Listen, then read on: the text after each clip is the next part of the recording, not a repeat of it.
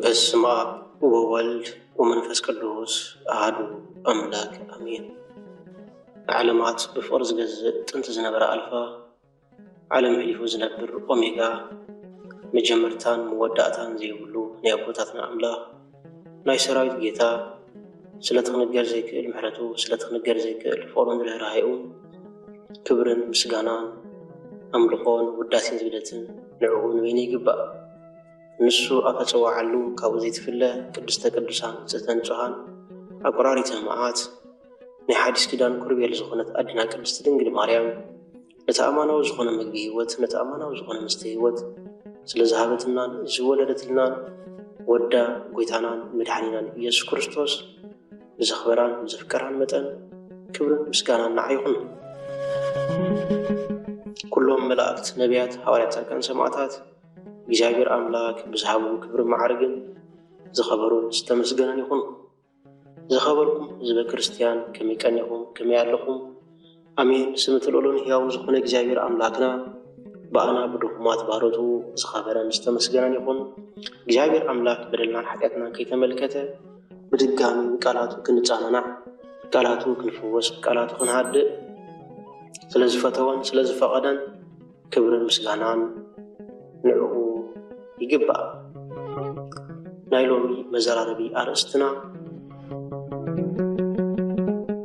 ለምኑ ሃበኩም ዝብል ሃይለ ቃል ድለዩ ክትረኽቡ ኢኹም ዝብል ሃይለ ቃል ኳሕኩሑ ማዕጾ ክራሓወልኩም ዝብል ቃል እግዚአብሔር አምላክ መንፈስ ቅዱስ ትምህርትና ይግለጸልና። ብዝተሰብረ ልቢ ምስ ንሓትት ሰማይ ይኽፈት።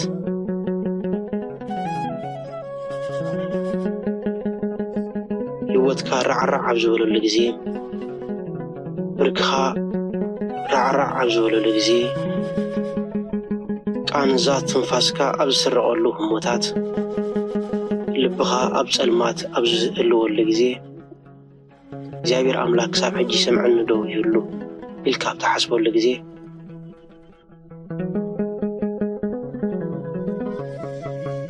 ነገር ግን እግዚአብሔር አምላክ ክትልምኖ ክትኳሕኳሕ ክትደሊ ጽዋዕካ አሉ። ለምኑ ክወሃበኩም ማቴዎስ ምዕራፍ 7:7 ሎሚ ንመሃሮ ስለ ቁሳዊ ዝዓለም ንብረት ዘይኮነስ ስለ ናይ ዝዓለም እዚ ወርቅን ብሩርን ዘይኮነስ እቲ እግዚአብሔር አምላክ ክንኮኖ ዝደልየና ንዓና እቲ ንሕና እውን ካብ እግዚአብሔር አምላክ ክንኮኖ ንደሊ መንፈሳዊ ሃብቲ ክንልምን ክንኳሕኩሕ ድሓር ድማ መንፈሳዊ ለውጥና መንፈሳዊ በረኸትና ንስጋና ተሪፉ ብጸጋ ብሃብቲ ክንዕለቕልቕ እዚ ድማ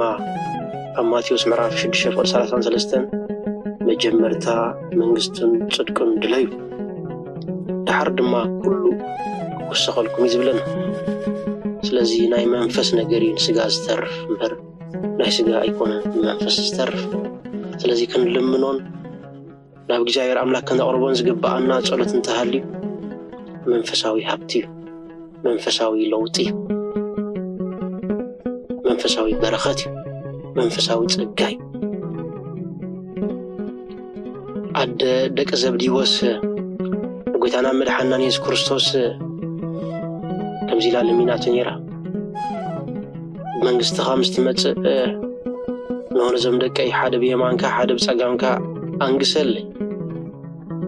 ብምባል ተዛረበቶ ለመነቶ። ኣብቲ ሰዓት ድማ እትልምንዎ ዘበለ ኣይትፈልጡን ኢኹም ብምባል ገሰጸ። ስለዚ ወገናተይ እንልምኖ ካብ እግዚአብሔር አምላክ እንደልዮ ክንፈልጥ ይግባአና። ኣብ መጽሓፍ ምሳሌ ንሆ ለባም ዝሓቶ ሕቶ ይኮነን እሞ ጥበበኛ ዝሓቶ ሕቶ ይኮነን እሞ እግዚአብሔር አምላክ ዝናን ሃብትን ሃበኒ ኢልካ ኣይትለምኖ ዝብል ሃይለ ቃል ኣሎ። እንታይ ደኣ ኣነ ንስኻትኩም ክንልምኖ ዝግባአና ክንኩሕኩሖ ዝግባአና ከምቲ ጥበበኛ ሰሎሞን ዝበሎ مستوعلن طببن هبني إلنا كنصلي يقبأنا بمستوعل زئتو جنت بطبب زنبر مدراو نابرا كهلونا يقبو مستوعلن طبب انتزيها لنا هيوتنا نابرانا كونتيو سلازي كنكحكحون كنلمنون زقبأنا سقاوي قساو نجر زي كونس منفساوي برخت منفساوي ጸጋ منفساوي سلام منفساوي عرفتي منفساوي هيوتن نابراني سلازي لمنو كوهابكم إلنا اللو قيتنا مدحينا إيسوس كريستوس كحكحو معزو الراحة والكم يبلنا اللو دليو خطر خبيئكم يبلنا اللو سلازي إجابير أملاك انتاكي قبر لنا ندلي إجابير أملاك أيناي معزو خفت لنا ندلي إجابير أملاك أيناي لمانو خملس لنا ندلي ويس كمتي عدنا زبال أبوينا الدين بينهم صلوتهم كم زبال كميناتيناتكم من لمانو كميناتيناتكم من دليت كميناتكم من صلوت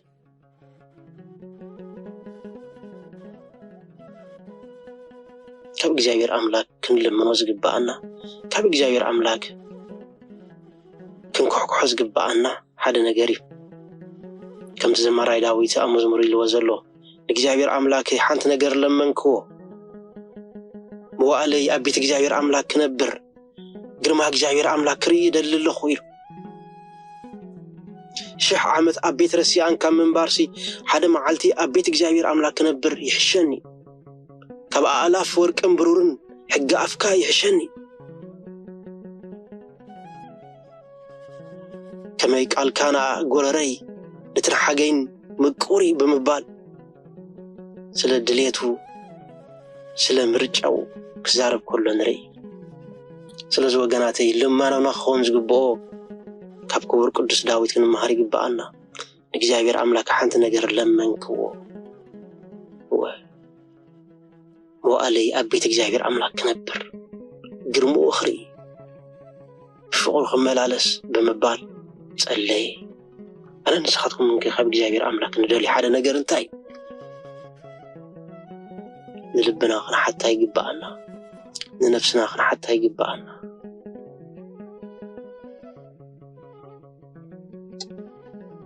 قويتانا نمدحنا نيس كريستوسنا بيت الأزار أبزخدو لقزي أبتن كل تحوات أبزخدو لقزي نو مارتا كريستوس كتحقوس هل خلقت بالنبرت مريم قنا بتحتي قويتا كوف بمبالك قالوا تسمع نبرت يبلنا أبز سعزي مارتا قويتاي مريم كتحقزن ندو قدرية بالكانيو لمن تاي سئل كاتريئن بمبال حتى تتو أبز سعزي قويتانا مدحنينا إيسوس كريستوس نمارتا زملسلا نقر انت نيرو نمارتا زبلا نقر انت نيرو زنقر زي مارتا نسخي ببزح نقر حال خلقت باللخي ببزح نقر تدخمن تسهرن على اللخي نقر قن مريم تمانمك من زعزي كل حد نقر حد سناي نقر حريان لايلوا مريم السهريت مكفلت سناي تمانمك حلقانك من زعان زي كل هو نهيوت مخفلتي نهيوت مرجع قال إجابير أملاك مريس هلا نسخقن بوزح نقر تسهرن تدخمن هاللخي تتعرن هاللخي اتزاد لقن حال نقريو قال أملاك من مللاس نقالوا مسمع نقالوا منبار بقالوا من مللاس سلزو وقناتي كاب إجابير أملاك لمنوز قبأنا زنقر زيو لومي ماس ميدا تتعلم السبكو أزلوا لمنا خاليو انت أمينكا وانت أمينكا خلو خون كم زخير نفلتين هاقن قدام منت كمت أزقبو أهينايو أو اتفرس بدحريت اتي قاري بقلميتي خونا اللو مالتي تقاري بدحريت اتفرس بدحريت اتقاري بقلميت تخوين خاء ክንጓዓዝ ኣይንኽእልን ኢና ወገናት ኣብቲ እንደልዮ ክንበፅሕ ኣይንኽእል ኢና ክቅድም ዘለዎ ቃል እግዚአብሔር አምላክ ምስ እግዚአብሔር አምላክ ምንባር ኣብ ቤቱ ንዘለዓለም ምንባር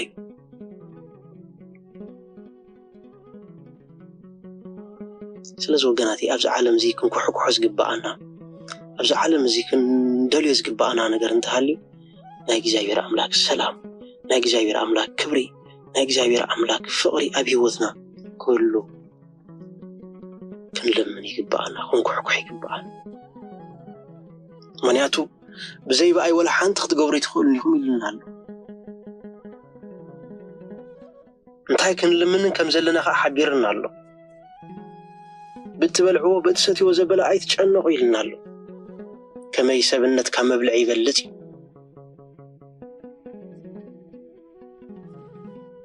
እዚስ ኣህዛብ ኮ ከይተረፉ ዝደልይዎ ነገር ይብለና እቶም ዘይኣምኑ ኮ ከይተረፉ ግን ድሌትኩም ክኸውን ዝግብኦ ሰማያዊ ዓስቢ ሰማያዊ ደስታ ሰማያዊ ፍቅሪ ሰማያዊ ለውሃት ሰማያዊ ናብራ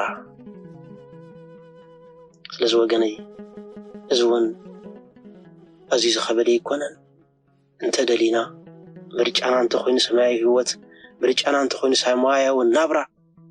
ኳሕኪናን ለሚናን ክንረኽቦ ንኽእል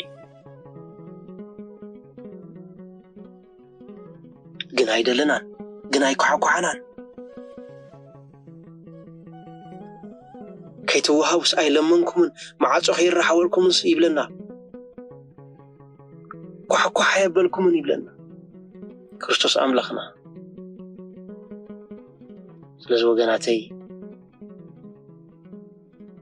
እቲ ንደልዮ ትኽዋሃበና እንደሊ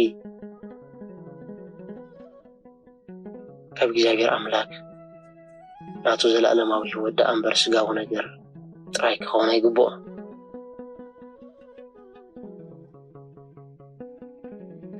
መዝሙር ዳዊት ምዕራፍ 34 ፍቅዲ 18 ከም ዝብል ኃይለ ቃል ኣሎ እግዚአብሔር አምላክ ነቶም ዝተሰብረ ልቢ ቀረባይ እግዚአብሔር አምላክ ነቶም ልቦም ዝተሰብረ ቀረባይ ይብለና ስለዚ ልብና ስብር ኣቢልና ብዘይኩ ወላ ሓንቲ ክንገብር ኣይንኽእልና ብምባል ናብኡ ብምቕራብ ኩሉ ዘድልየና ነገር ክንልምኖ ይግባአና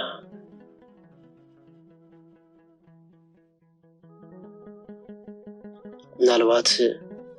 ብርክኻ ራዕራዕ ኢልካ ፈሪኻ ክትኸውን ትኽእል ግና ኸ ሓንቲ ስጉምቲ ናብ እግዚአብሔር አምላክ ቅረብ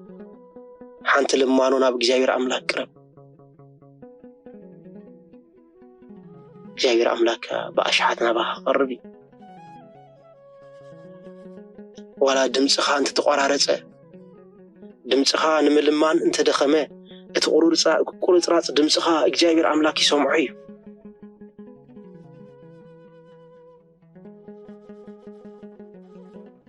እቲ ቁርፅራፅ እስትንፋስካ ኣብ ዝፋኑ ክበፅሕ ይኽእል እዩ ነገር ግን እንታይ ከም ትልምን ክትፈልጥ ይግባአካ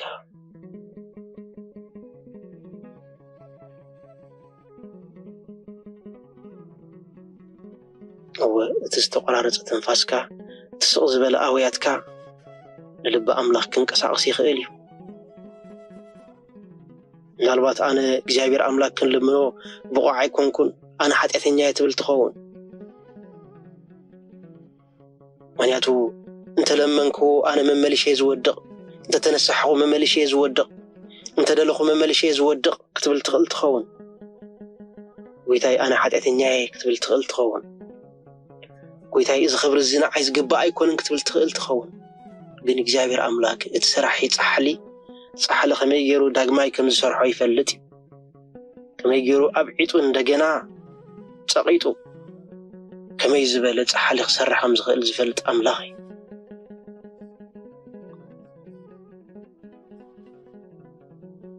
ስለዚ ለምን ክወሃበካ እዩ ቅድስና ለምን ንጽህና ለምን ፍርሃት እግዚአብሔር አምላክ ለምን ጥበብ ደምን ምስትውዓል ለምን መንፈሳዊ ሀብቲ ለምን መንፈሳዊ ጸጋ ለምን ካብ እግዚአብሔር አምላክ ክወሃበካ እዩ ግን እዚኣቶም ንኸይወሃበካ ኣይለመንካን ኣይኳሕኳሕኻን ኣይደለኻን ኣይተንቀሳቐስካን እግዚአብሔር አምላክ ባኻዝ ደሊኻ ነፃ ፍቃድካይ ነፃ ፍቃድካ ተጠቂምካ ወገነይ ኣብዚ ዓለም እዚኣ ተደሊኻ ሰይጣን ክትኾን ተደሊኻ መልአክ ክትኾን ትኽእል ኢኻ ስለዚ እግዚአብሔር አምላክ ነፃ ፍቃድካ ይጽበየሎ ክትልምኖ እምነት እንተጎዲልካ እምነት ወስኸኒ ኢልካ ከም ሐዋርያት ክትልምኖ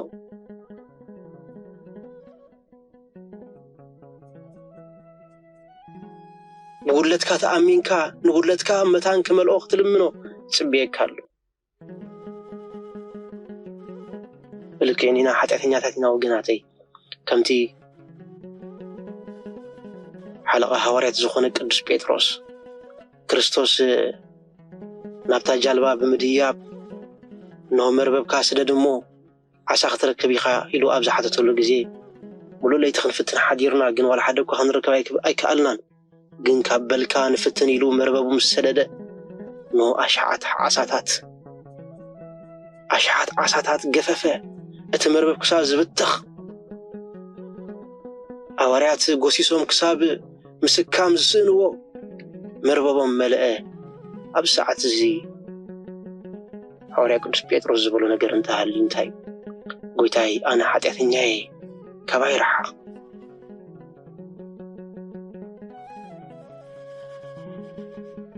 ናቴን ናትኩም ህይወትካ ነዚ ሞት እዚ ዘዘኻኽረና ብልክዕ ንሕና ኃጢአተኛታት ኢና ስለዚ ከምዚ ጌርና ልብና ኣብ ንሰብረሉ ግዜ እግዚአብሔር አምላክ ብምልኣት ናባና ይቐርብ ስለዚ ኃጢአተኛ ብምዃንካ ወገነይ ካብኡ ኣይትረሓቕ ናብኡ ቅረብ ትደልዮ ዘበለ ኩሉ መንፈሳዊ ሃብቲ ለምኖ ምርግጋእ ዲኻ ትደሊ ምጽንናዕ ዲኻ ትደሊ ትዕግስቲ ዲኻ ትደሊ ተስፋ ዲኻ ትደሊ እግዚአብሔር አምላክ ለምኖ እምነት ዲኻ ትደሊ እግዚአብሔር አምላክ ለምኖ ነዚ ዓለም እዚኣ ክስዕር ዝኽእል እምነት ነዚ ዓለም እዚኣ ከንበርክኽ ዝኽእል እምነት ካብ እግዚአብሔር አምላክ ክትልምን ይግባእካ እዚ ዓለም እዚኣ ብዘይ እምነት ኣይትስገርና ወገነይ ነዚ ድማ መከራና እንዳበዛሕ ዝኸይድ ዘሎ ምክንያቱ ጻድቕ ብእምነት ዝነበር ከምቲ ኣብ ዕብራውያን ተባሂሉ ዘሎ ኖ እነ ጌዶን እነ ይፍታሔ እነ ኤርምያስ እነ ኢሳይያስ ብእምነቶም ነገስታት ሰዓሩ بأمنتهم أفأنافس عطو بأمنتهم نزمته أتنسو يبلنا الذي أمنتك بجابر أملاك لمن يقبعنا أمنتي يقول لي همو ملئتك برا أنا دخومي همو أنسعني أنا حتى أثنيا همو قدسان نبلكن لمن يقبعنا كساب زي لمن ناقن زوهابنا نقر ولا حدا نقر يلا الذي كي حافرنا كي تسكفنا ሰናይ ዝኾነ ልማኖ ቅዱስና ዝኾነ ልማኖ ካብ እግዚአብሔር አምላክ ክንልምን ይግባአና ክርስቶስ አምላክና ደለዩ ክትረኽቡ ኢኹም ይብለና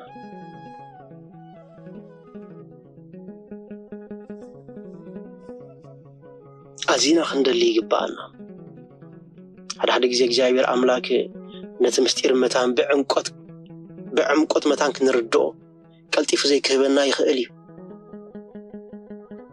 ምክንያቱ ክምህረና ስለ ዝደሊ ማዕረኽ እንደና እግዚአብሔር አምላክ ክብርን ዕቤትን ክንስተንትን ናይ እግዚአብሔር አምላክ ክብሪ ክንፈልጥን ስለ ዝደሊና ቀልጢፍ ዘይ ክህበና ይኽእል እዩ ከምቲ ወርቂ ኣብ ልዕሊ ሓመድ ክርከብ ዘይክእል ሲሉ ኣብ ኖርማል ክርከብ ኣይክእልኒ ተኳዒቱ ኣብ ውሽጢ ዝርከብ ናይ ወርቂ ክብደት ዝምዘን ድማ ሽዑ እዩ نهو ورقي سويلي كونن نابعدا غاز ورد انتايدا بحاوي قليطو بحاوي تفتني ورق زخون هنا ون ورق خنكون تخوينا እግዚአብሔር አምላክ ምናልባት ለትንደሊ ነገር ከደንጉ ይخل خوني ግን መخحق خايت ቋርጽ ብልማንካ አይተቋርጽ ከምቲ ኣብ ወንጌል ተባሂላ ዘላ ሓንቲ ሰበይቲ ሓንቲ መበለስ ሰበይቲ ነትሕሱምን ነቲ ፍትሕ ዘይነበሮ ዳኛ ፍትሕ ኸውጻላ ለይትን መዓልትን ትخحح ዝነበረት نهو دما مودعتا تحسم دانيا لسبيت زيا دقاسي كتخل أنيا بمبال نهو نخيت خحوحو قطعالس اندامس أسل زربشو تتراي فتح زوجة الله إذا خفو دانيا كوا فتح زوجة كندينا يجن እግዚአብሔር አምላክ تسناي زخونة أملاخ تقدس زخونة أملاخ تنصح بهاري زخونة أملاخ نمحوحها نمدلايكا ريو كندينا يفتح زوجة الله زحسم دانيا زكوان فتح خاوجة سماين مدرن فترة رورا أملاخ بمحرته زفلت أملاخ دا كنديناي لمنا خازي كبل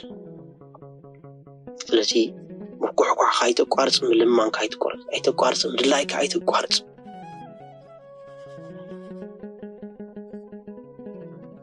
اسكمن الله خبخاتكم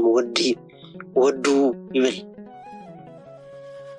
انجيرا انت لمنو ابن زهبو اسكمن الله خبخاتكم ودو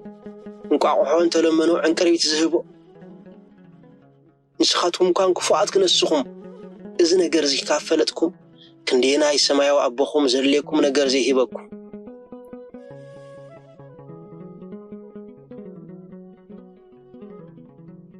ከም ጥበበኛ ሰሎሞን ይልዎ ዘሎ ጎይታይ ሃፍታማይ ትግበረኒ ፀጊበ ኸይር ሰዓካ ጎይታይ ድኻይ ትግበረኒ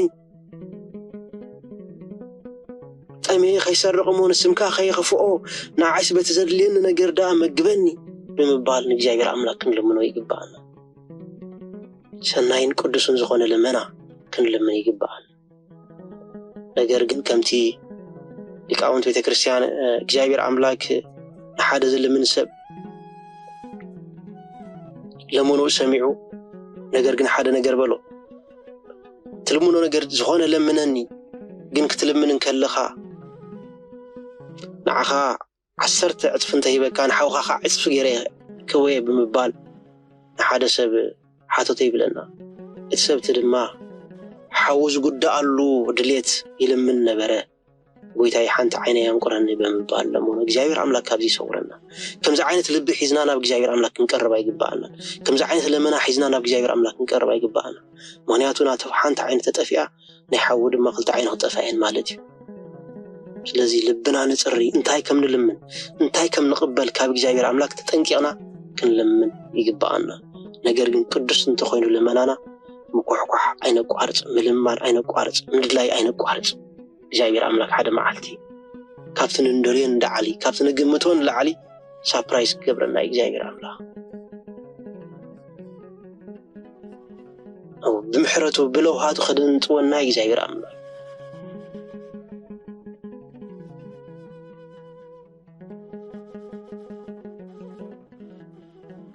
ስለዚህ መቆሕቆሕ ማለት በአምላክ ተስፋ ፍጹም ዘይቆራጽ ማለት እዩ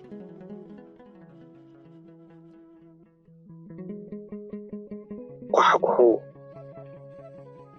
ክፈተልኩም ይብለና ሓንቲ ጥራይ ኮን እንታ መቆሕቆሕ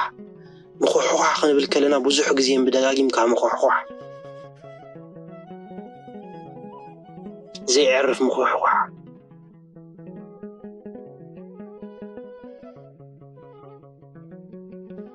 ولا ليتي انت نوحي ولا معلت خان تنوحي مخوحوح ولا قسل خان تقود دم مخوحوح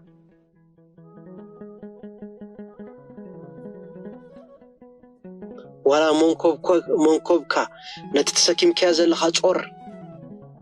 كسام مسكام انت سانا مخوحوح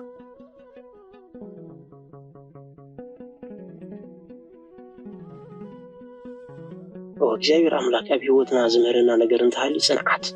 تعقستي دحر ما كل زلينا نجر كبناي بزي صنعتن بزي تعقستن زمص لما نو كن يهوتنا نكطف سلازغالي ناودكتون كبرحنا سلازغالي حد غزي እግዚአብሔር አምላክ ዝደንጉ ይመስለና ማለት ነው ስለዚህ እንደለ ሁሉ መንፈሳዊ ሀብታት መንፈሳዊ ጸጋታት እግዚአብሔር አምላክ እንደለምነው መክበናይ ደቅና ቅዱሳን ደም ኮኑ ዝደሊ ይለምነው እግዚአብሔር አምላክ ስድራና ሰላም ዘለውም ደም ኮኑ እንደሊ ይለምነው እግዚአብሔር አምላክ ሀገርና ሰላም ክትኮን ዲያ እንደሊ ይለምነው እግዚአብሔር አምላክ ዓለምና ሰላም ክትኮን ዲያ እንደሊ ይለምነው እግዚአብሔር አምላክ نعو انتاي سانو جن كين وهب اي لمنان معاچو هاي كفت اي كحكحنان كين ركب اي دلنان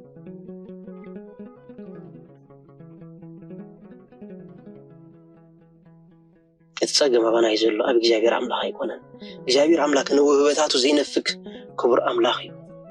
بز نقر زي حم املاخي وقناتي جن كين وهب اي لمن كين دلي اي رخبنان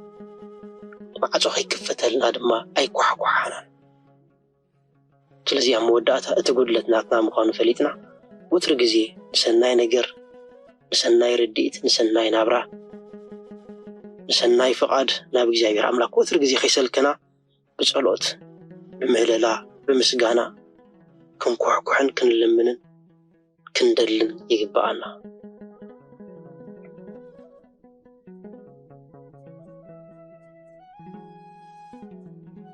ስለዚህ አብስተፈላሊ ናይ ህይወት ደረጃ ክንውልን ንኸውን ግን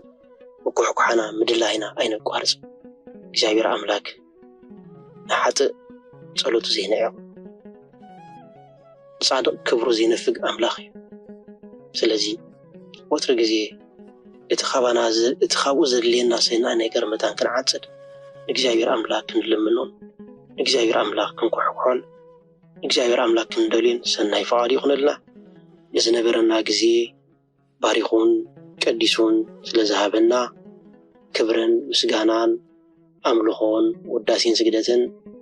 ንዕኡ ንበይኒ ይግባእ ወስብሃት ለእግዚአብሔር ለምኑ ክወሃበኩም